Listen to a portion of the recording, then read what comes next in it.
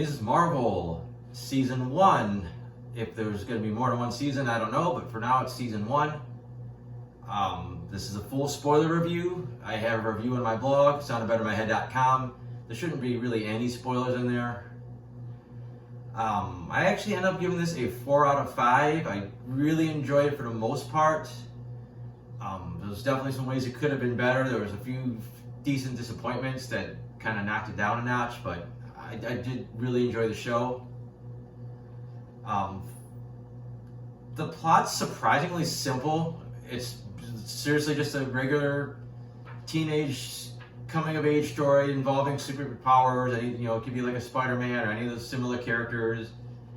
Learning your powers and responsibility and all that stuff. Dealing with the family and trying to keep your secret. Then you got some bad guys to fight, and that's pretty standard stuff. It definitely helps here. Obviously, it's got a different look to it. This is very heavily steeped in Pakistani culture. Kamala's parents are from Pakistan. She's raised in America, but she still goes along with most of the customs. It's a side of society. It's a culture that a lot of people really don't get to see very often. So there's a lot of colorful but just the outfits and the clothing and the culture events that it's pretty normal to them, but to us it's exotic. The characters are all very, despite all the craziness that starts showing up with all the superpowers and all that, the characters are pretty grounded. They feel like a real family. It's obviously part of it's due to the acting, some of it's due to the writing, but just they feel like people living in this world, and the show would actually be pretty watchable even without the superhero stuff. Just kind of watching a young girl go through trying to grow up in America. She's got her parents, ideas of what she should be and what her community thinks she should be. But obviously the superhero stuff makes it more fun to watch. I think the issue, there's only 6 episodes, and I think they give her story a decent amount of time to breathe, finding out who she was before she gets the powers and seeing her, learning about the powers and finding out where they came from and trying to be a hero. I think that works for the most part in this stretch, and you could maybe even took it couple more episodes longer. The big headache is it really doesn't leave any time for any kind of good bad guy stuff, which kind of contradicts himself. But early on it looks like, okay, the damage control, the government's going to be the person she's got to fight because they're chasing after her. She's got powers, and all of a sudden it turns out to the clandestine, the other Jinn, who got their own abilities. So it's okay, she's taking on these bad guys, so that works. And then that just ends shockingly quick. It's like they come in, they meet Kamala, they're really cool with her, hey, you get a chance, you can help us, get back home, that'd be great. And then Kamala just blows them off for a minute, hey, give me a little time, I'll do it. And then all of a sudden, they're like, well, screw her, we're gonna storm this wedding and kill anybody that gets in our way to get what we want. We've seen them kill in the past to get what they want. So I don't know why they just didn't force her to begin with, but they come after her, they get captured, so you're all right, they're on the back burner for the time being. Then they break out right away, they come after her again, and then they all just get killed off quite quickly. And even their leader, who's been the most ruthless one of all of them, kill anybody that stands in her way to keep her from getting home, suddenly just sacrifices herself for her son that you never really got the impression she even gave a shit about. But she's like, oh, okay, I'll just let myself die and he'll get superpowers now, the end. And then they're gone, so it's the season has to finish up basically with damage control anyways. And I don't know, it was just weird. Like I said, I think you could have had better villains, or gave the villains a little more time to work. Or maybe there could have been a big fight between damage control and these bad guys, and she had to be involved. I don't know. There's a couple ways you could have did it. Honestly, I think it would be better, almost no villains, and her big thing in the end is something where she has to save people from a fire or some big catastrophe in the city, and that's where everyone's okay, she's our hero. But as I said, the acting is really good throughout. Kamala is extremely likable. It's hard to believe this is her first acting role. She's she feels like just real teenage girl, because she is, but it's such a natural performance, and she's fangirling, and she just wants to be part of the superhero world, and suddenly she is, and she gets in over her head pretty quickly, and she just plays it all so well, and just all the relationships feel real with her and her family, and like I said, the parents, both actors are really good. Another thing that really helps the show, especially like the first episode or two, is the directing. There's some really cool choices. It's reminiscent of Scott Pilgrim versus the World. There's also some similarities to Into the Spider-Verse. Just kind of like on screen, like, seeing what's in her head, seeing these doodles coming to life in the background, just how her imagination works. And it's really cool. And there's also some really cool camera work especially the first episode. Unfortunately, those directors don't come back into the season finale. So as the show goes on, it slowly starts to get more and more straightforward with the directing, and you start losing that little extra oomph that just kind of really helped the show like pop and made it stand out that much more. Besides the unique cultural experience, the effects look pretty good overall. A lot of people already know that they drastically changed Ms. Marvel's power set. The books, she's essentially like Mr. Fantastic. She can stretch herself out. She usually uses to make giant fists and stretch her arms out and hit people. Here they're a little bit more like Green Lantern's power. She can make constructs. She does use constructs to make long fists and punch people. So at the end of the day, a lot of it's similar. She can do sort of the same stuff, but there's still some pretty big changes. Her powers look okay. The lights look fine. There's definitely some points when she's jumping from platform to platform where it looks pretty blatantly CGI. The action scenes are so. There's not any huge action scenes really throughout this entire series, and the few that we do got, it's a lot of like hand to hand. The clandestine fight, with the weapons and melee weapons, and there's a little bit of Kamala blocking with her powers, but not so much her being offensive. Her costume does look pretty good. Obviously, you don't see it to the season finale, even though it's in all the marketing material. It's pretty much on like the first poster for the show. It's the action figures already came out. They already spoiled it. It's even in the Marvel logo in Thor: Love and Thunder, which came out a few days before this episode. We already see her in the costume in one of the Marvel letters. But like I said, it's a solid show. I love the characters. Everybody's very likable. Everyone seems really, like I said, they just feel like a real people, like a real family, and I think that just sells the dynamic so much better. Villains, you could almost left them out of the show altogether. I think it was a little rushed in the end too. The family realizing Kamala had these powers and just being like, all right, now you're a superhero, we'll back you. But I would like to go through my notes, see if there's anything worth mentioning about some of the different episodes. Actually, a couple things from the first episode. There's a little quick joke about how she thinks Thor may be a gamer. I'm assuming that might imply the fact that in Endgame, Thor and Korg, did seem to be gamers. So it's kind of cool that she knows about that. Also revealed that apparently through podcasts, Scott Lang is probably the reason most of the general public knows what went down during Endgame, and that's why a lot of people know some pretty crazy details the average person shouldn't know, but unless they were there.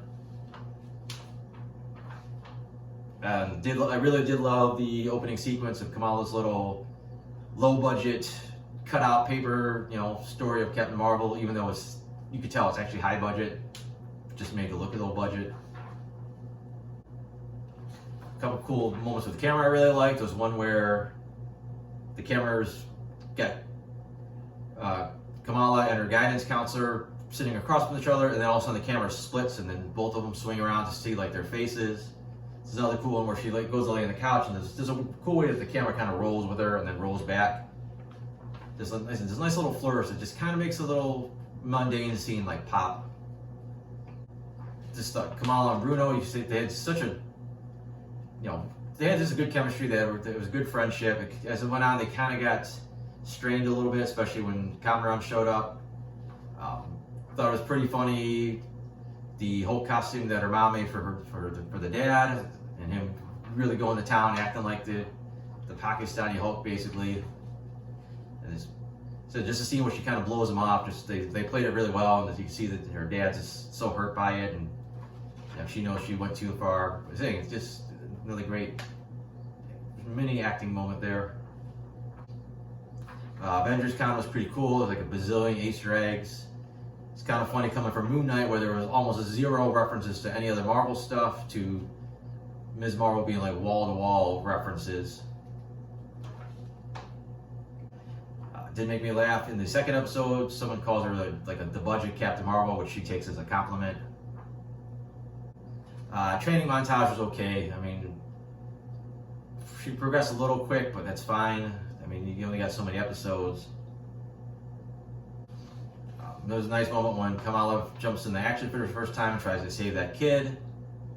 Those visions she was seeing were kind of weird, and they never really explained like why she was seeing them. Like I don't know. It was interesting at first, and then it just really went nowhere. They never did explain anything about the bangles. We know there's apparently 2 of them. The one they find is on a blue arm. At this point, it's unknown if that was supposed to be a Kree or something else. Also, people pointed out that there's 10 rings, symbols in the temple where they found their bangles, so I don't know how that ties into anything. Again, this stuff could pay off later, but right now it's just they kind of leave you hanging on a lot of this. The wedding was really cute. Like again, seeing like this different culture and all the dancing was pretty nice. Just everyone just seemed so happy and into it, and the music just really helps everything just seem like so lively. The big fight scene, like I said, was just a lot of hand to hand with Kamala doing a lot of blocking. It was fine for what it was. And I said it was just pretty crazy how quickly they went from help us to she's taking too long, let's go kill everybody, until she helps us. And they also never quite explained the train visions. Like she saw it, and somehow her grandma saw it. They never explained how they had that connection, and at least that takes her to the next stage of her journey with the Pakistan. They didn't quite do that much with Red Dagger. He had a decent introduction. It was a cute little fight scene. They explained like a little bit more about the Jinn and where they're coming from, and then he just kind of became like not so useful after that. And Kamala pretty quickly leveled up in her fighting abilities, but the chase scene was okay, nothing special. And then they said the quick fight at wherever they were at the end was a little bit better. Kamala started showing some pretty new tricks. Pretty crazy doing the flashbacks. The majority of the episode just followed Kamala's great-grandmother and great-grandfather. But I did like the story. Again, there's a lot of stuff you're getting here, but I don't think anybody really, a lot of people don't know anything about the Indian partition. So it's interesting seeing a little bit of history that's usually obscure to most people. I like the beginning of going into like the sepia Marvel logo and dropping to the 4:3 format and doing the old-timey like propaganda film. And then obviously not that shocking that Kamala time traveled and she was the one that led her grandma back to her great-grandfather. And then she just kind of randomly went back to the present. And they said then they just killed off the rest of the bad guys. And I don't know, this seems to be nothing to do with their realm anymore. It's just the whole thing just seemed to be dropped after that, which is really strange. There's some really nice moments with. First of all, I love the moment of Kamala giving the picture of her grandma and her parents to her, because she didn't have a picture of her own mother. So that was really nice. And then just the 3 generations of women bonding was a really nice ending. I don't know how I feel about Cameron's powers, or Cameron in general. He was okay when he first started, then he was just kind of like in between. I guess he was still good, but he was associated with the family, and then he got these powers, and they were kind of like hers, but not quite, and definitely seemed to be pretty different than his comic book version, from the little bit I know about it. And then, I don't know, his arc was all over the place. He was kind of like turning kind of evil, then he was acting all right again, he was kind of being a dick, so I don't know, he was really all over the place in the final episode. Then he just kind of got out of there, basically. She helped him escape. I thought the thing at the school was okay, very Home Alone, trying to set traps for the cops and trying to keep them distracted. To be honest, just the first thing alone, they thought there was a bomb. They probably just would have left and had to wait till the bomb squad came. And instead the speaker turned on and they knew it was a bomb. They came in. They could have bought a lot more time just making them think it was an explosive device. And the distractions were fine, just nothing too, not too crazy.